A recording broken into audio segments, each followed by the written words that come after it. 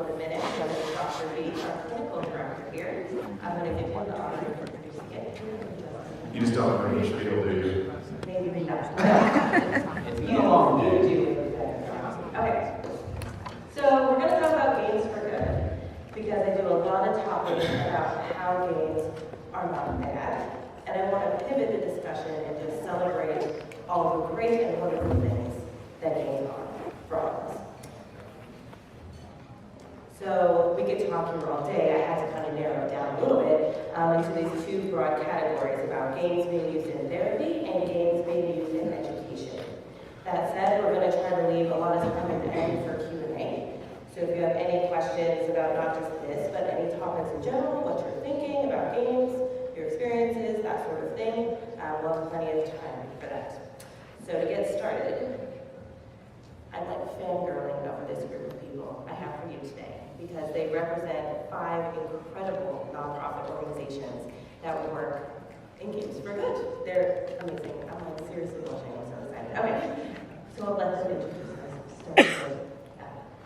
My name is Adam Davis. I'm the executive director and one of the founders of Game to Grow, which is a nonprofit organization based in the Seattle area, and we're dedicated towards the use of games of all kinds for educational, therapeutic, and community development. We run therapeutic social skills groups for teenagers to help them build social skills. We also have a Kickstarter project right now on Kickstarter called Critical Core. I forgot my flyers for them, so go to criticalcore.org. We're fully funded. We have a stretch goal with Jerry Holkins, so check that out. I also, part of the reason I'm here is because I wrote the curriculum for a social skills training program using dialectical behavioral therapy. I got all my acronyms mixed up. Using video games to help kids build interpersonal effectiveness skills. That was very well done and very good description of yourself. My name is Dr. Ryan Kelly. I'm a psychologist. I'm also co-founder of Geeks Like Us. It's a media company where we talk anything geek, nerd, psychology, science, especially when those cross, in a way to support the community, to entertain, to educate, and to help people be unapologetically enthusiastic and to provide that community. I work a lot with kiddos on the spectrum, and I've done research on how to make video games to improve social skills, as well as tabletop games. And I'm the co-author and illustrator of the first Aspie superhero comic book. So hi everybody, I'm Dr. B. The name is long and Italian, and if you see it, you'll understand why, just B. But I'm the clinical director. Take this. Who's not heard of Take This? Yay! Introduction. You know, I have letters after my name. I get to make up words. So, Take This was the first mental health nonprofit to serve the game community, starting in 2012. Our origin story is sad, as most are. Won't get into it here. But what we're best known for, aside from the behind-the-scenes things we do with game companies, studios, consultations, managerial trainings, we help train the enforcers here at these shows. We have our stream ambassadors who create mental health awareness online, is our AFK room, which is the most boring room at the show by design. Go in there, it's room 251. It is confusingly quiet and soothing. Stand in there long enough and you will watch people hit the wall of silence and kind of go, But I'm also, in my non-Take This life, I'm a trainer of clinicians in the use of applied role-playing games. And I've also used a lot of applied gaming in my private practice in various ways. Yeah, so that's why I'm here. I don't think I can follow that. So I'm Dr. Anthony Dean. I'm a clinical psychologist down in Fort Worth, Texas. And I am the executive director of the TELOS project, which is the non-profit mental health clinic that I run down in Fort Worth. I primarily work with gamers, geeks, and nerds down there. And I am the author of Working with Video Gamers and Games of Therapy and the editor of Psychology of Legend of Zelda. My name is Mathew Bergendahl. I am a licensed clinician and member of the NBCC, the National Board of Certified Counselors. I work for Stack Up, a nonprofit organization that is geared towards providing support to the mental health and betterment of our veterans, including civilians. My position is the manager of the STOP program, which is a stack-up Overwatch program, which we'll talk a little bit more later. But basically, we provide 24/7 peer-to-peer support by our volunteer staff for service members, veterans, including civilians who are needing assistance not only with just crisis intervention, but also benefit questions, issues with the VA, or just a place to come and vent. We do this all through well-trained staff members and through the support program that we use.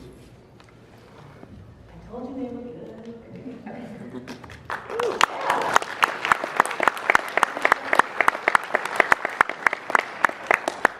So we're going to talk first about games as a therapeutic intervention, and we are going to start with that.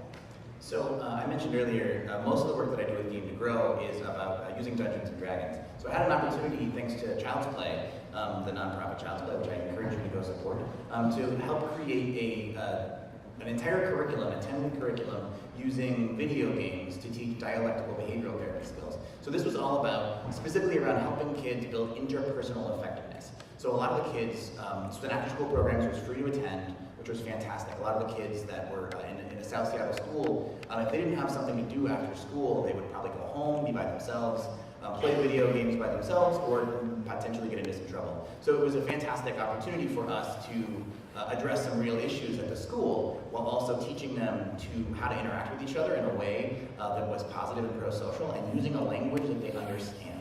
So all these kids were all gamers. We started off at the very beginning talking about something that everybody knew and loved.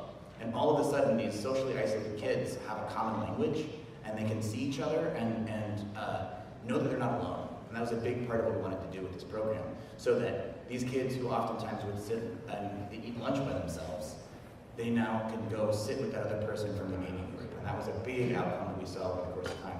So what we did is this is definitely a training program, so it's very different than a lot of the work that I do with Game to Grow.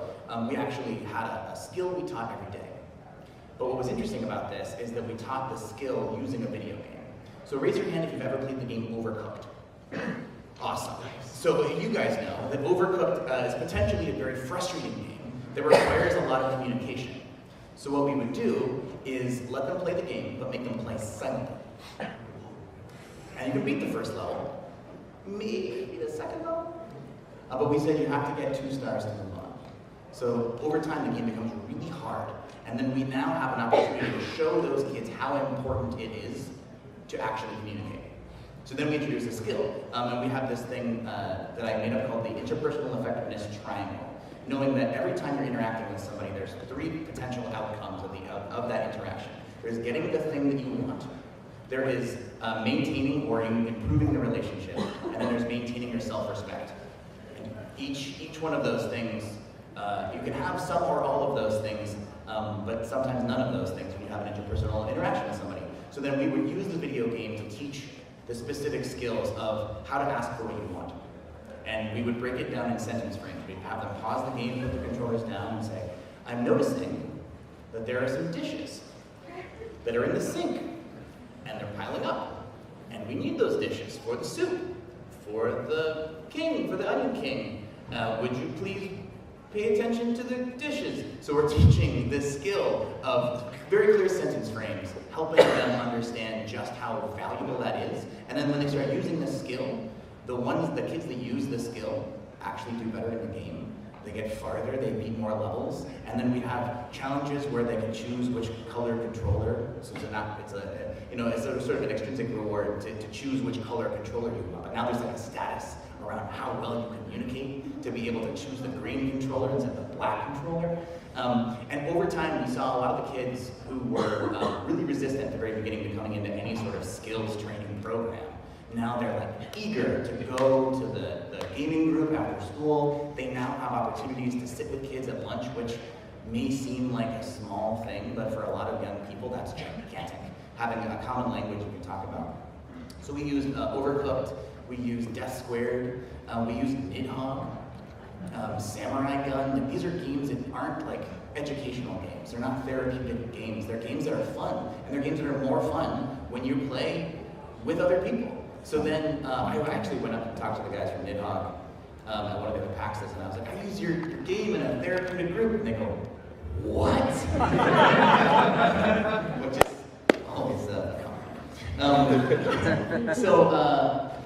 Yeah, that's the dialectical behavioral therapy program that I ran. So. See, what's so great about this is games are stereotyped as antisocial. And yes, they're being used to teach social skills. And I love that you use unconventional games. Like, I played Math Blaster as a child to learn math skills. All right. Number munchers. Who's old enough to remember that? Yeah. Math munchers? What about that one? Number munchers? Was it number munchers? Number munchers with the little green. Yeah. And you played to get that reinforcement after the third level to get the video. Much more fun to play. Was that? Oh, the floppy. Yeah. That's right. All right.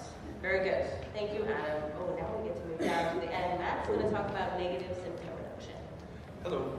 So to get a little bit more in depth about StackUp, if anyone's ever been to the website stackup.org, you'll notice that at the heart of it is video games. Now, what is not commonly known and something that we're actually trying to expand upon and talk more about is that every single program that we run, the Aerosol program where we bring veterans out here to PAX, the local Stacks program where it's a local community, then we have the Stack Up Overwatch program.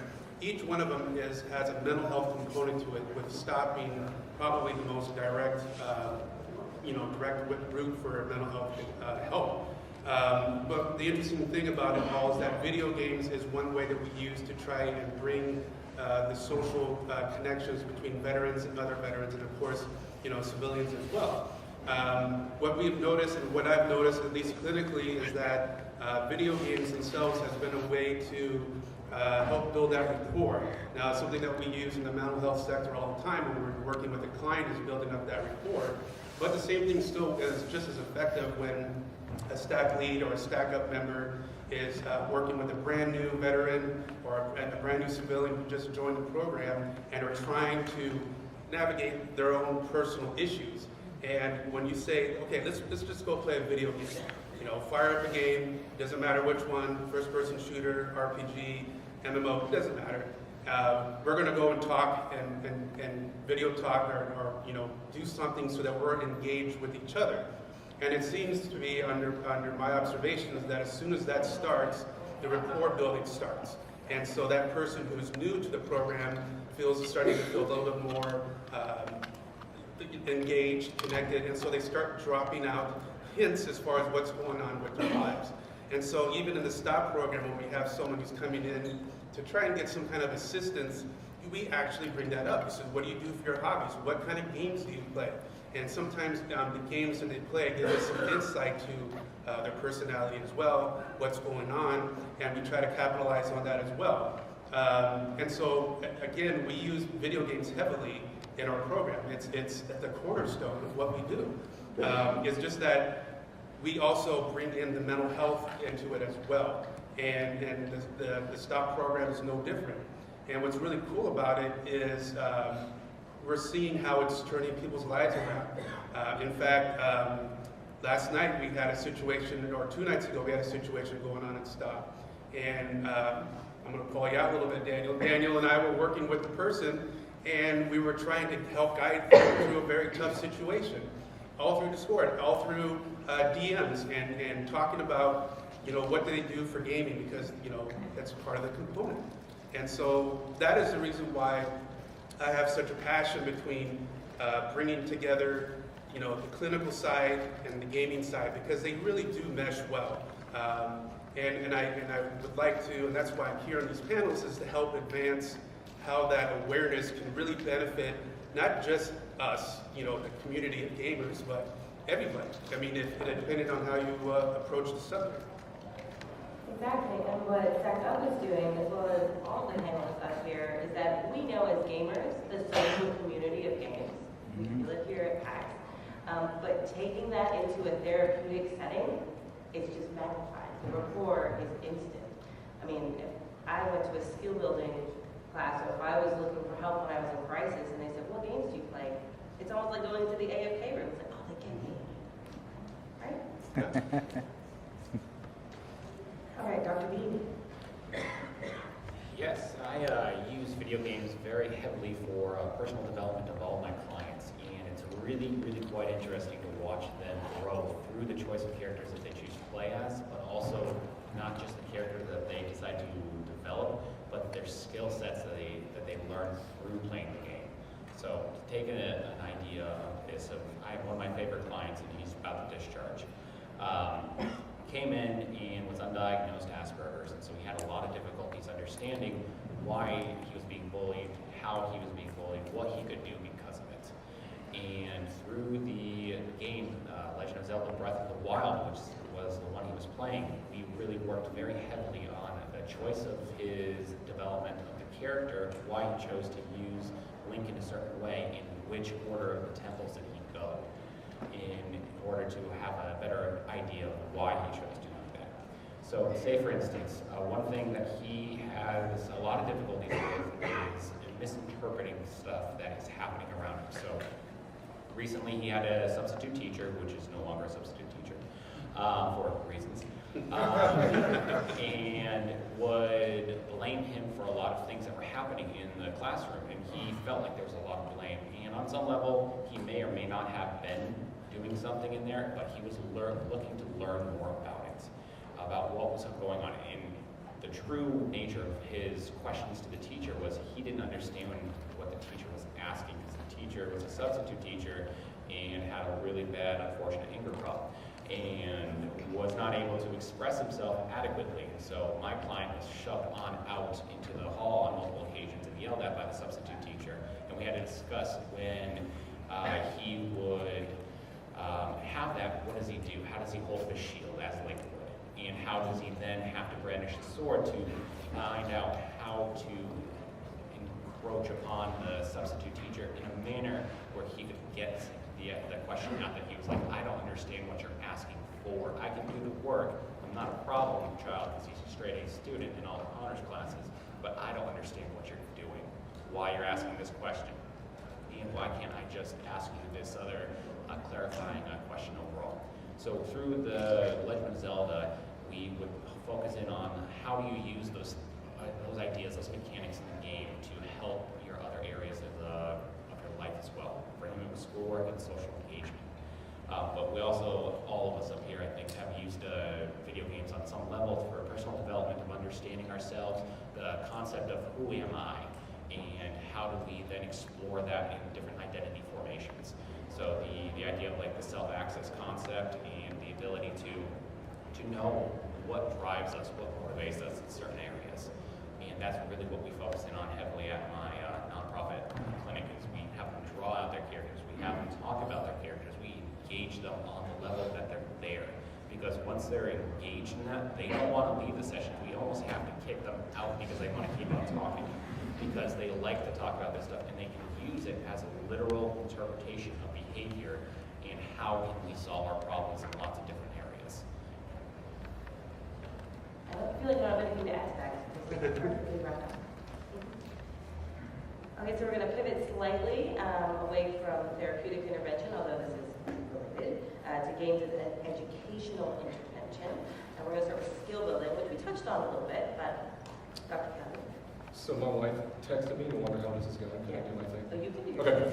So I've got a running tradition here. My wife is incredibly gullible. The first time I did a panel, she asked me how it was going. And I said, oh, it's going terrible. And I actually got the audience to just boo really loudly. Like, you hear one guy in the back, yeah, you hear one guy in the back, you suck! Like all this. And I said it to her, she was like, oh my God, I'm so sorry.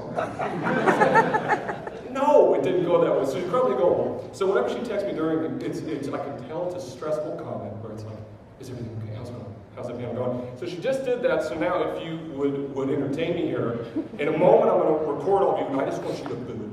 Like you just hate, like we're racist, just awful people doing this panel, and it's just the worst. All right. We're the most vile. All right, are you ready? Am I crying again? Oh, we're going to be crying. Oh, okay. Oh. All right. You ready? 1, 2, go.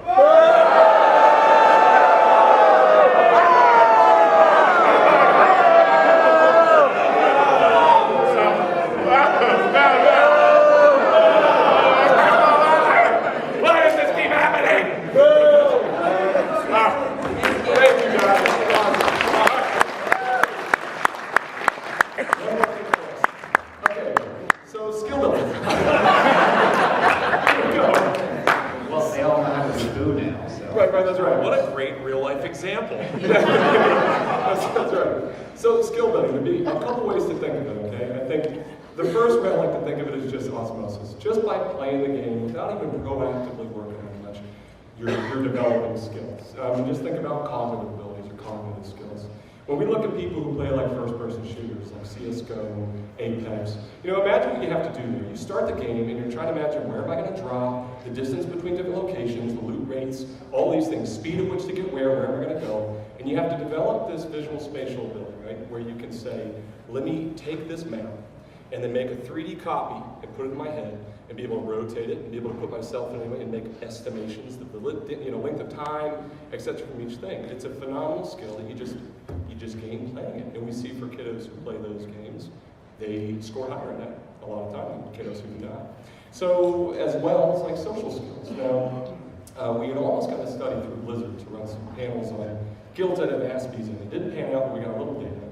And we have a number of studies that show this of kiddos who, are like, well, anybody, I'm saying kiddos, I tend to work with young, but anybody who plays, when they're communicating, let's say in a guild, World of Warcraft was what we were looking at. And they're communicating in a guild, and they have to learn Aspies in particular, right? Even say hello can be hard for them sometimes.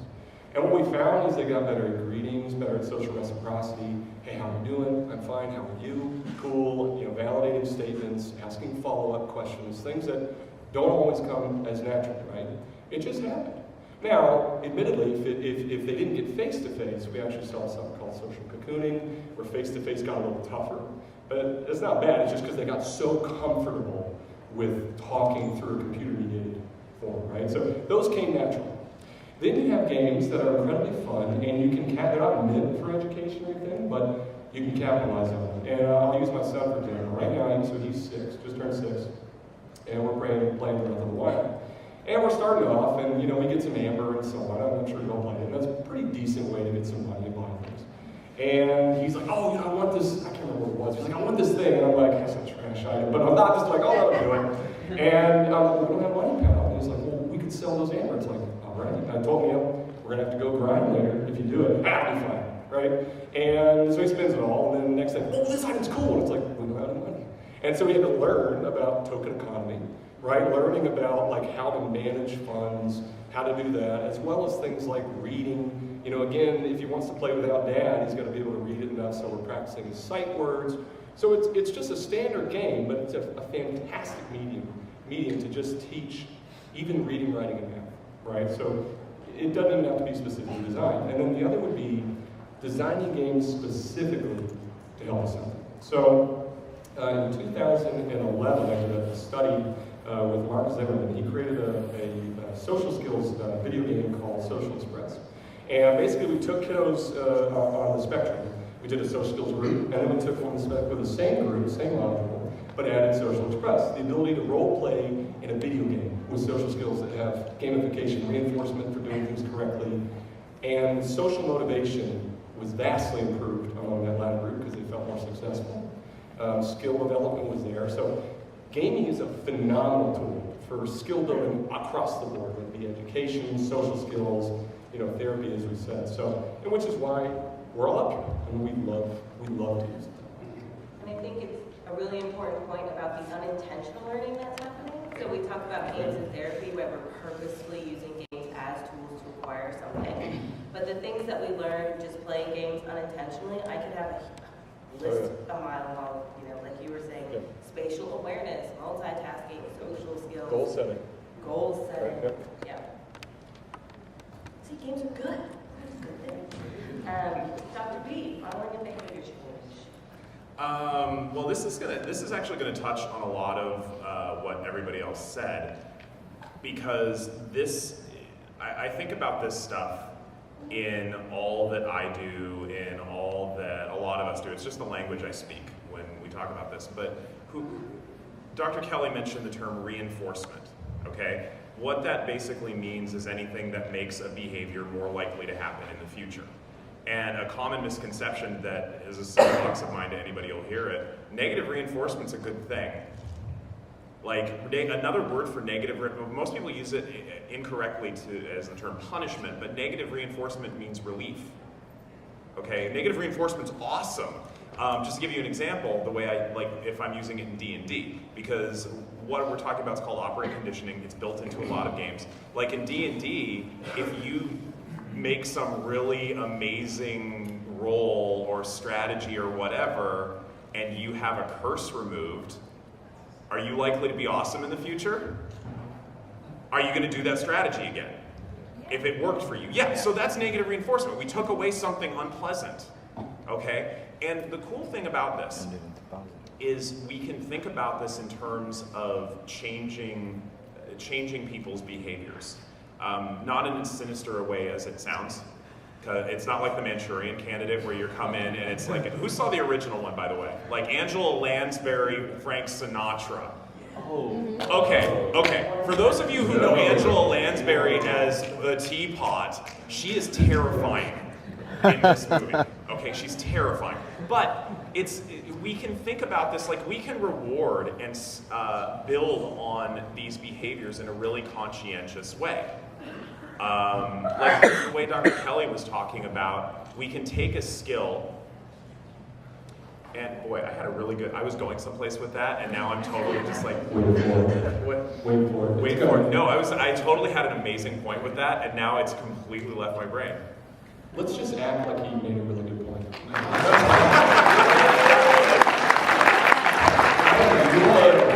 Hold on, no, ask me moment.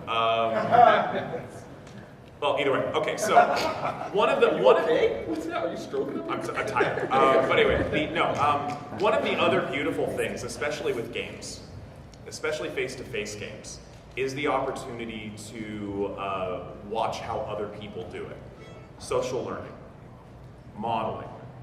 Okay, that's part of the reason I love Dungeons and Dragons. But even like the way Adam was talking about Overcooked, is you see other people doing something that is going to get you a reward, that is going to get you something you value, and you're more likely to start doing it. Now, especially when it comes to like pro-social things that benefit us, that's amazing. And video games and just tabletop games and all this stuff become an amazing way of delivering these therapeutic interventions. And if you got a skilled enough person, you've got a whole group, you can get an entire group basically modeling the kind of behavior you want to see. Speaking of, thinking about impulse control, one of the ways I used to do this with groups that I used to run for D&D is impulsivity issues. Okay? A lot of the kids I work with, Aspies, ADHD, lots of talking out, blurting things out, not waiting turns, just like, I gotta go. I mean, in some cases, like actually vibrating in their seats, bouncing up and down. That gets hard to share that gets hard to play when you're a D&D player in a room full of 6 people and one person is dominating things. So what we do, I had 2 ways of doing this. One was to universally reward players who were doing the behaviors we hoped for. And we did so in a visual way. We had a whiteboard, and every time somebody raised their hand and wait for their turn, everybody got experience points. Everybody got experience points, bonus XP. Whenever somebody didn't do that, everybody lost bonus XP. And it was really incredible to see how quickly every single one of them was way better about getting more XP. That turned into power gaming real quick. Like, wait, how did you all get up to level 9? I don't get this.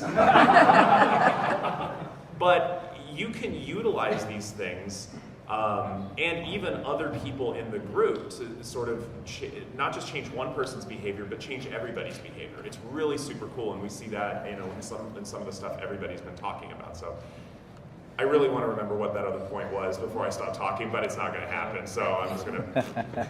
like come out. No, and I'm going to blurt it out in the middle of this. I'm going to be like, therapeutic interventions! Krychev and like, bashing my shoe on the table. Rachel's going to be like, we ended 30 minutes ago. I'll be sitting lonely in here and just be like, what was I going to say? Okay, so we're trying to leave a lot of time for Q&A so we can hear from you. If you want want to find more resources on games for good and the science behind games for good, these are a few good resources to check out. Working with video gamers in games in therapy is obviously more skewed to the therapeutic interventions, and there's some on here if you want to have a look. The Parent's Guide to Video Games is the Cliff Notes to the video game debate, so you don't have to necessarily be a parent, even though this is a parent's guide. That's like the too long didn't read version of that. Okay, so we're going to do questions. Before we do questions, few rules. Have your question ready before you come to the mic. The question should start with the who, what, where, why, when, or how, and everybody gets one. Okay? So, ask away. There's a microphone in the middle. There's a microphone in the middle. So,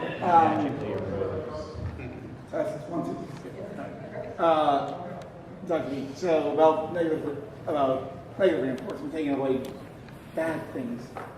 Can you just go into that more in depth? Like as in more of a, is it like more of a buff or like just taking away like or something? Okay, talking about operant conditioning, there's basically 4 things to think about, okay? Positive reinforcement doesn't mean it's a like happy-go-lucky positive thing. It means you're adding something, okay? So another word for positive reinforcement is reward. Negative reinforcement just means you're taking something away, which is an unwanted condition. So negative reinforcement is relief. Now, in a similar respect, there's also positive punishment and negative punishment. Another word for positive punishment, where you're adding an unpleasant condition, is called pain. Whereas negative punishment, another word for it because you're taking something away, loss. So in D&D, a negative punishment might be a player loses an item they really, really liked. I was so mad at my DM when they took away my answer sword. I was so mad about that. I had no business having it at level 4, but that's a whole other But I mean, a joke I make is that, and this is completely tongue-in-cheek, by the way, for positive punishment, is that a new DM will cite you rules about why they do what they do. A experienced DM will just drop a rock on you and say, because I said so. And that's positive punishment. Negative reinforcement, though, is relief. So anything in a game that brings you relief, like removal of a negative condition, easing up of the quest, that's negative reinforcement. I think a really good example that most people experience every day is the put your seatbelt on sounding car. Right? It's super cool. And you're like, it's just a short drive, I'm just going to ride this out. And then that thing's like,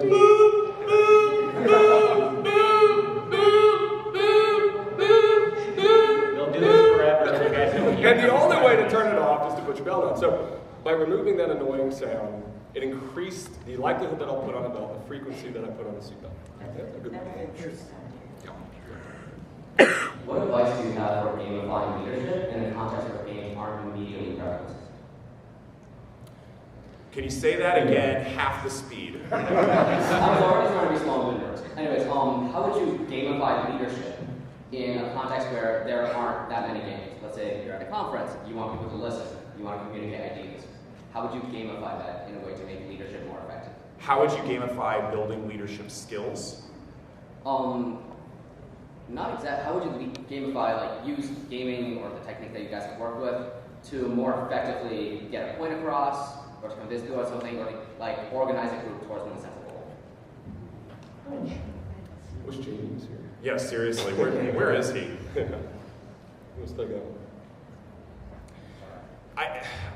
I want to jump in and say it just kind of depends, because part of the reason I asked the question I was asking is like leadership is a really broad term, and breaking it down to what exactly you want to convey, like what's the point of what you're trying to teach, like really specifically. And once you have like the really specific definitions and goals of what you're trying to teach, then you can sort of work from there and figure out how do we get there. But leadership is, I'm sure you're aware, this really broad, what is leadership? It's huge. And so it depends is the cop-out answer. Are you trying to help yourself build leadership or trying to help somebody else build leadership? because that's really valuable. So, like, when we want to start exercising or like eating better, oftentimes it does help to give yourself some like rewards for that, right? We're talking about rewards. Like, I don't like exercising at all, and I won't do it unless I can give myself something as a reward, because I won't go. That's an extrinsic motivator. That after a while, I might like going to the gym, I might see that it was helping me, but for the short term, I hate it. So I will go to the gym if I can like watch that movie that I've been wanting to watch, or buy myself like an extra board game that I've been wanting to get, or whatever that is. So you can give yourself a super extrinsic reward. If you go up there and you share your idea with somebody, you convey yourself, you practice that skill, buy yourself a donut.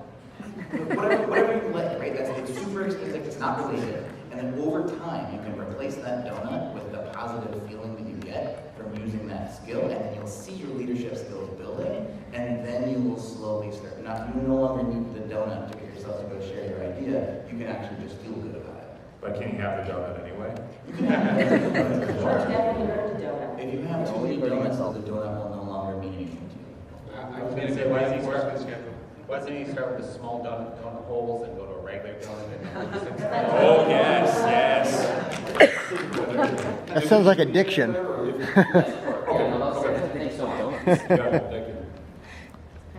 Hey guys, first of all, thank you, wonderful panel. You guys did a great job. I am a parent of a 7-year-old who is getting into video games. Through your clinical work and your work with children, as a gamer myself, you know, I'm kind of past the don't let them play this game, don't let them play that. What tips can you give, based on your clinical experiences and your knowledge, to a layperson that is a parent that wants to be able to use video games as a force for good in their child's life, much as they have been for myself? That's a great question. I think we should go down the line and ask what you give it to. Okay. So just to repeat the question Raise the is... question for a layperson. Yeah, come on. We'll do shadow puppets while you're there. I was immediately running away. I got done with the thing and I did it well. So, no, I'm a parent of a 7-year-old. Yes. You guys have like letters and knowledge. We do have life letters, yes. What can you use your fancy science words to tell my people on the educated brain to do with my small human person?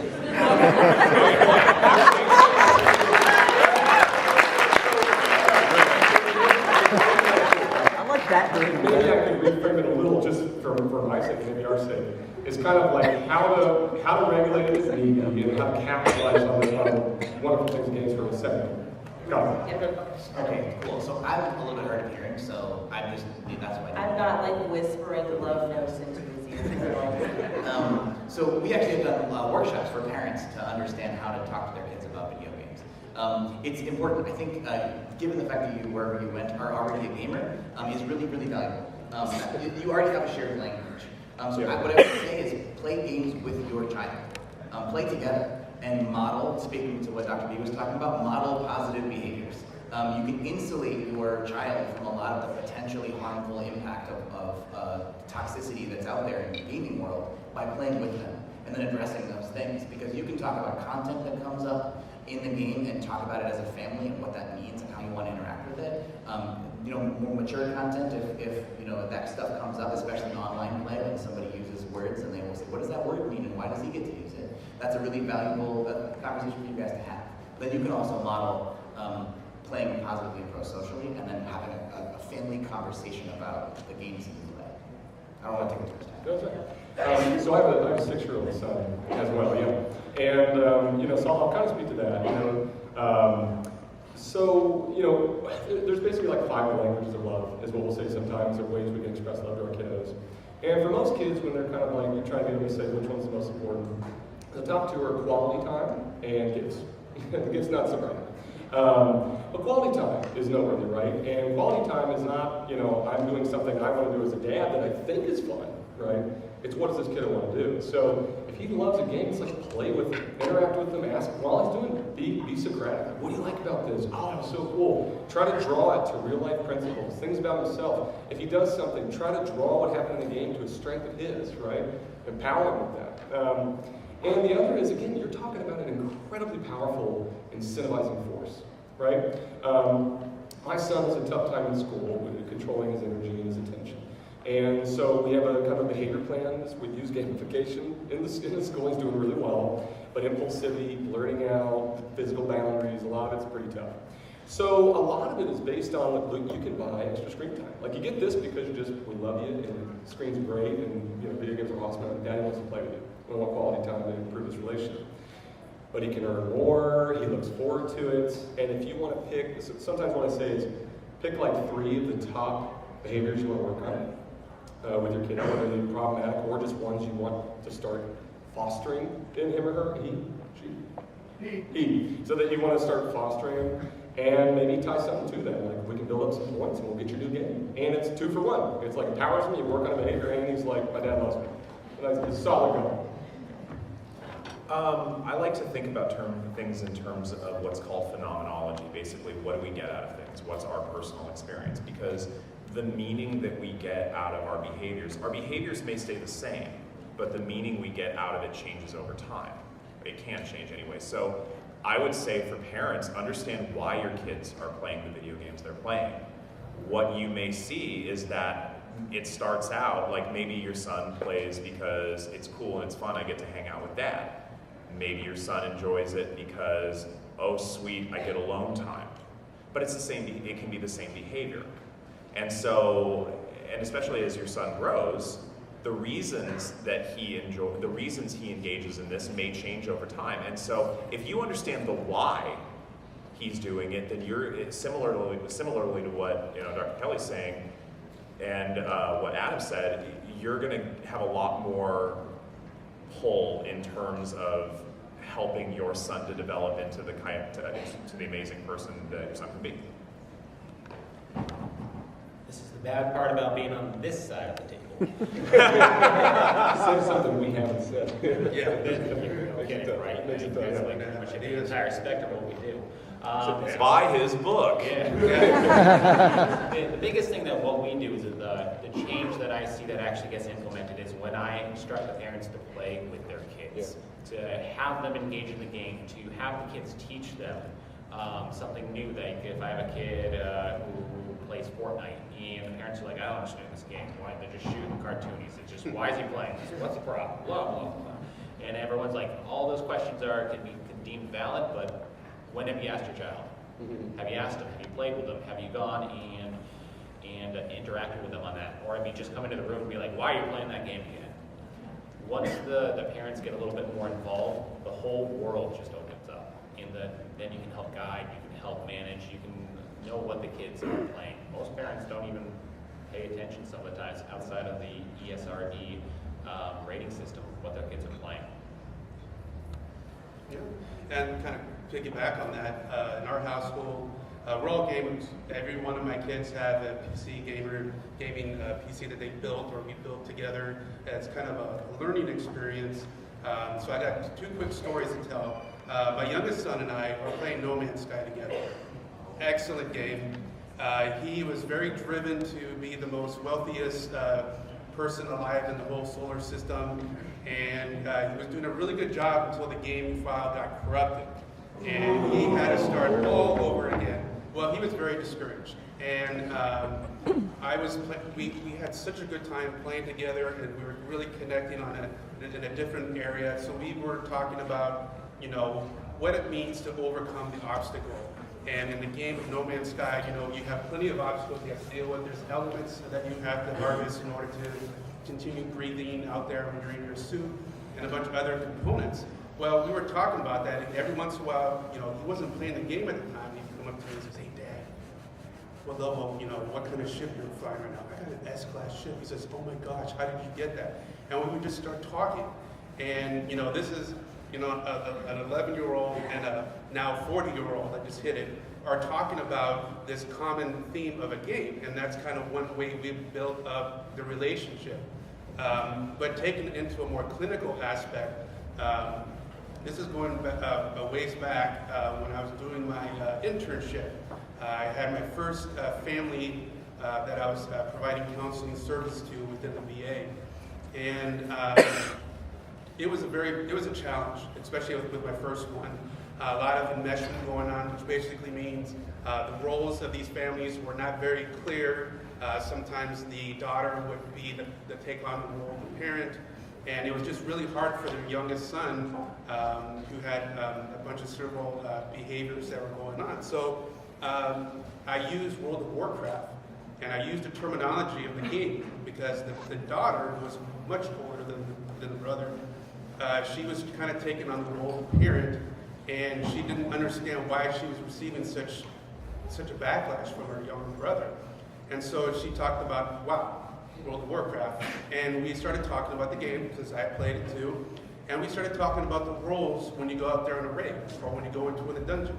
If the healer is not healing the group, well, you're going to wipe. If the DPS has not spent the right amount of time investment into their gear, making sure that they have all the right setups going on, they're going to do crummy DPS, and they're going to fail the group, and they're not going to be able to down that boss if there's like a timer on it. And so we started talking about that, and we related the game to her over-involvement in the family, and how important it was for her to be able to, as we say in the military, stay in your lane. You know, we don't need her to chastise her younger brother for not doing a great job of cleaning up his room. That's not her role in the family. Her role is the role of a sister. And so we talked about that using the character developments in WoW, the roles of each person, the tank, the DPS, the healer, and how it applies to their family. So to me, that would be a way to explain how families and gamings and kids, you know, how you can relate that and use that as a tool as a parent.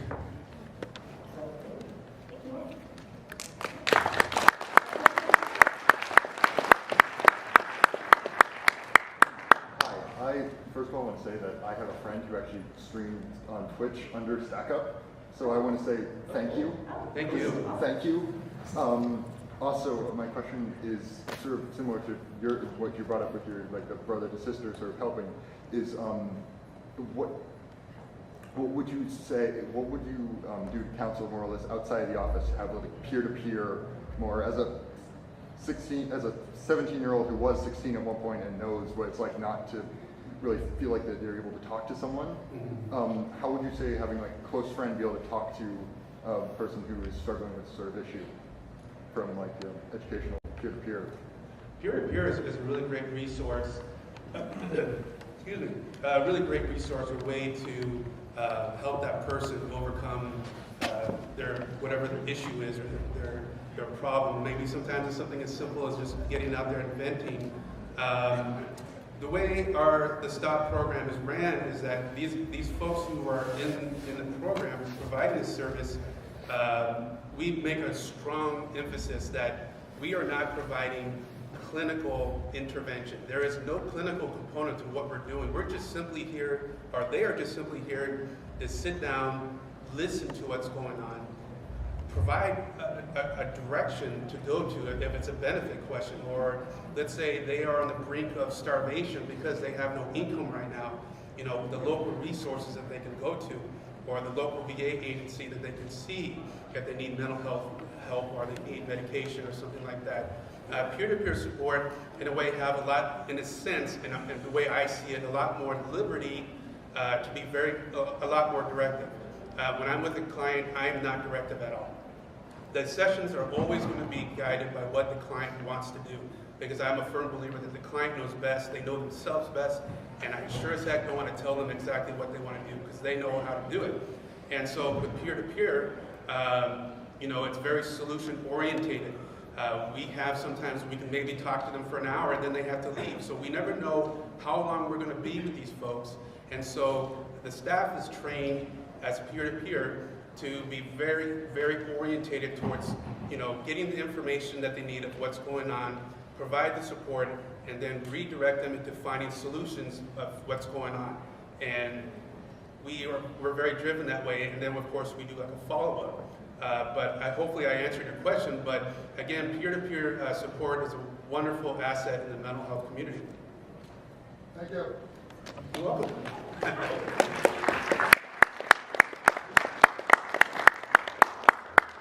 Hey guys, spectrum. He is 6. He is super, super smart. He's reading at like a 2nd or 3rd grade level, so he's very literate. He does have some of the same behaviors that I think you were saying with your son. Sure. Energy issues, social emotional supports. We have an IEP. I definitely want to talk to you after about gamifying his school, because that's really interesting. But I was just wondering, he's super into video games. I'm super into video games. I was wondering if you had any ideas for what I could get him playing, either video or board games, because I'd really like to get into that as well. That would be more geared for like a younger audience, that would help work on those social emotional skills that he needs to develop a little bit more on the spectrum. Well, I was going to say, an example. Yes. I have a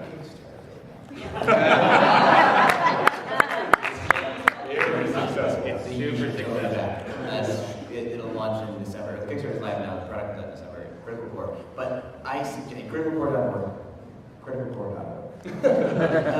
There are pamphlets on that at the Child's Play booth, which you should all totally go see.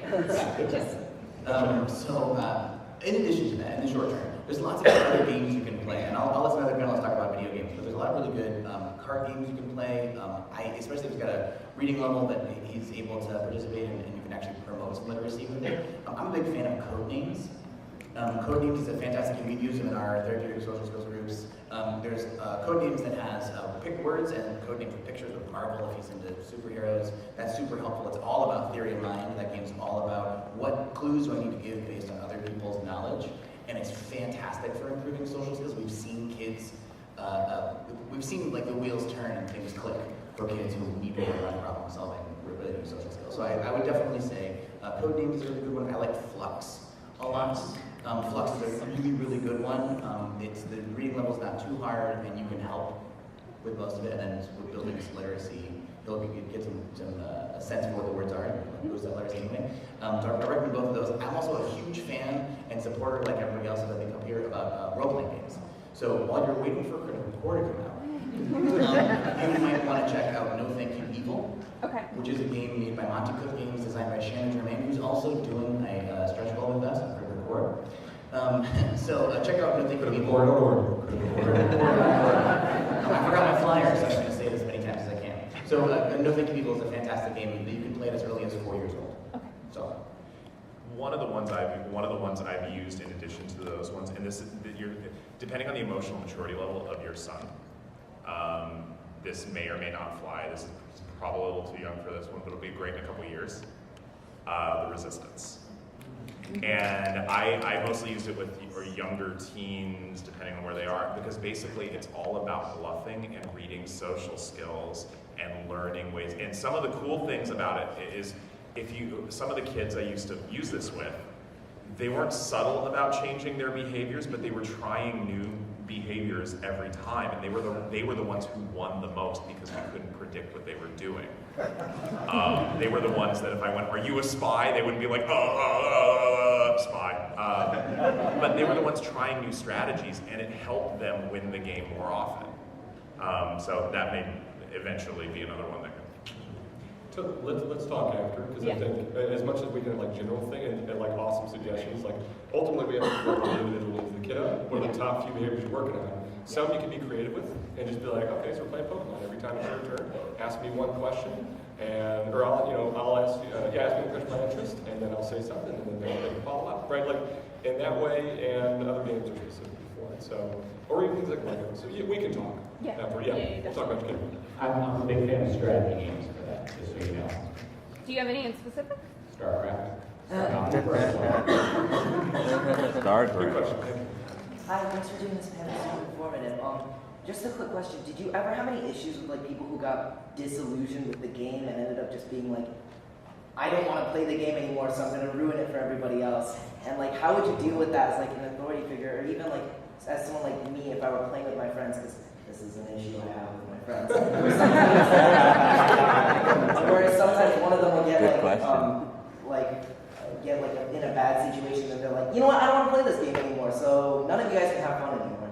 And outside of like just straight ousting them from the group, which I can't really do, how do you sort of like deal with that sort of thing in a nuanced way as like both an authority figure in your position and as someone in my position? Now, out of curiosity, are you playing game was that, or you playing video games? Video games. Okay, sorry. So this is video games? Video games. Yeah.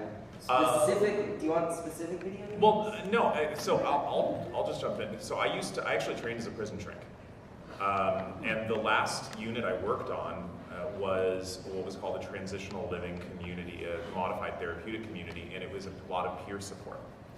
And if the structure worked the way it was supposed to, they didn't come to us as staff until they did certain steps. And there was a script we would use. Out of care and concern, I would like to bring something to your attention. And this is a behavior that I think could hurt whatever your long-term goal is. So in this case, your emotional well-being, your release date, your whatever. But basically, out of care and concern, and you would stick to just the behaviors themselves, not opinion about why they did it, because we can't read minds, and they may do it for something totally different. But just basically, when you, out of care and concern, Dr. B, I would like to bring to your attention the fact that you flipped over the Monopoly board. And I believe that will impact your long-term relationships with the family negatively. Those poor houses. Or, something similar, Dr. B, out of care and concern, I would like to bring to your attention that you shortchanged the rest of the family playing Monopoly. Monopoly's a family breaker, by the way. Mario Kart Monopoly. Out of care and concern, you're being a dick. The way we would do that is we would avoid editorial, no opinions, except for how you think that behavior will affect their outcomes. And it's just that, I come to you out of care and concern, here's the behavior I saw, here's how I think it will affect you, let's talk. And it's deceptively simple and really hard to do. No DVT, that's a deer man skill. What, out of curiosity, what game do you play? Well, we play League, and I'm a little embarrassed to say this. Oh my That, and also I'm a little embarrassed to say this because I'm 16, but we're at a gaming convention, so Minecraft. Nice. Yes! Yes! Yes! Cool. All right. All right, so we have 2 minutes. We're going to take one more question here, but we will all be waiting outside for all of you people who have waited to take your questions. I will try to be as quick as possible. I Okay. also have, I'm too short for that, so it's fine. That's fine. I studied psychology in school. I'm planning on going back at some point for other things. I think it's really interesting. But one of the things that I learned in school was you don't often see a lot of research on video games and research on gaming and how it can have positive influences is still really, really young. Like if you go on PsycInfo, Zotero, like you are not gonna find anything pre-2015 that's like remotely helpful. What, you guys are all clearly older. How did you did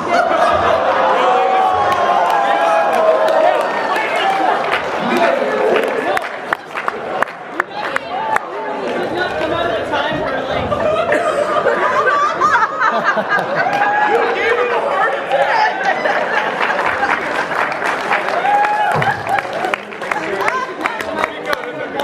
modern video games are like a really helpful kind of resource for therapeutic intervention.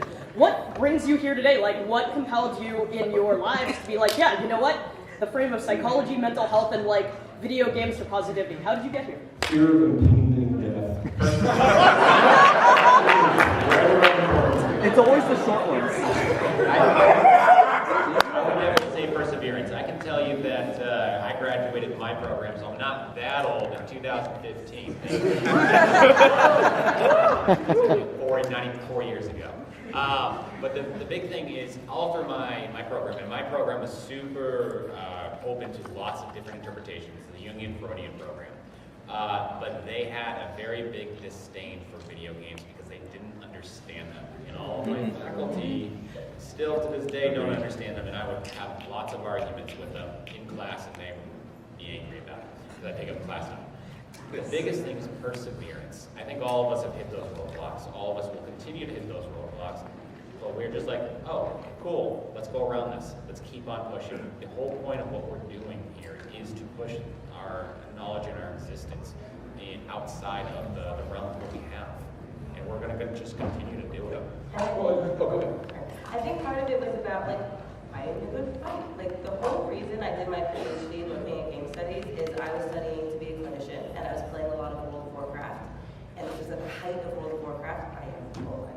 the hype of World of Warcraft, and I saw several people in a short amount of time saying, my children are playing World of Warcraft, I'm very, very concerned, I feel like it's doing something bad to them.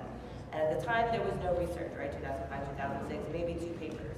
And I actually thought like, oh my God, is it doing something to me? Why are they so concerned? And that's why I went into studying it, because I thought I was seeing, I have a community, I have a family, I am, I love playing World of Warcraft. Surely it's doing something good to me and not something bad to me. Everyone still thinks it's doing something bad. Well, based on that. It's anytime something new, especially when technology comes into play, people are going to panic, especially when it has entertainment. I mean, even the radio, when it came out, it's like, oh God, the children, and like the entertainment. And, well, pinball. Was it? Pinball. Pinball's a big one. Downfall of society. That's poetry. All right. Yeah, like in the ancient Greek world, poetry was the story of gods doing bad things. But the benefit is, usually on that kind of rebound, is, folks like us and other people who are here, then do research of like, well, all right, but let's take a peek, and try to, challenge methodology for studies this as negative, or validate ones where maybe there's negativity, but in what context. So we're seeing that right? I think there's more and more of us. Obviously, you're interested in doing it. We're helping each other. The thing is, we're an incredibly inclusive community, so they're kind of screwed because we're rapidly developing like bunnies. So it's good. It's like a virus, a wonderful virus to improve the research again. Yeah. We got numbers. Don't shake his hand. Oh, you were going to say? Oh yeah, I was gonna, for me, it was just kind of challenging the system. I'm an Iraqi war vet, so when I came home and I went to school, I wanted to find a way to get back to fellow veterans, and so that was going to be working with the VA. And anyone who's worked with the VA or worked in the VA knows just how slow the government gears can turn when it comes to introducing new programs. But I was in a really good position at the time, and I was working at the vet center. While working there, I did my internship, and my love of video games and my really big concern about seeing my generation of veterans who were very disconnected from each other. Often at times I would sit down and talk to them, and they don't talk to anybody, they don't see anybody, they're not engaged with their family or anything like that. And I said, well, but they all play video games. I said, well, there you go. I'm going to use video games as a way to connect these folks together, connect them with StackUp. And at the vet center, there's a lot less red tape there. So rather than having to go through a whole bunch of proper channels, I just threw it together with the help of StackUp. Well, at that time, I was working for the VA, and we just got it going. And I challenged them. I pushed this down the VA's throat to a certain extent because they are just still running on the old methods of reaching out to this younger generation. And of course, a lot of people are aware of the 22 suicides a day. And that's just uncalled for. We can do better. And as I feel with the mental health professionals, in my sense, I felt it was a personal duty to find unorthodox measures to try and reach out to these folks and bringing them in. So to me, that can make perfect sense.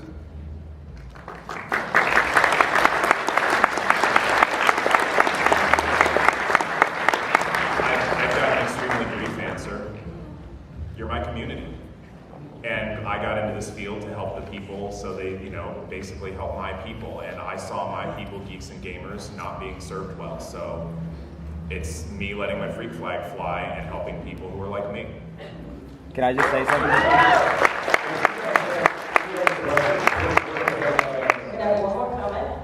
I just want to say as a volunteer for StackUp that one life lost is one life too many.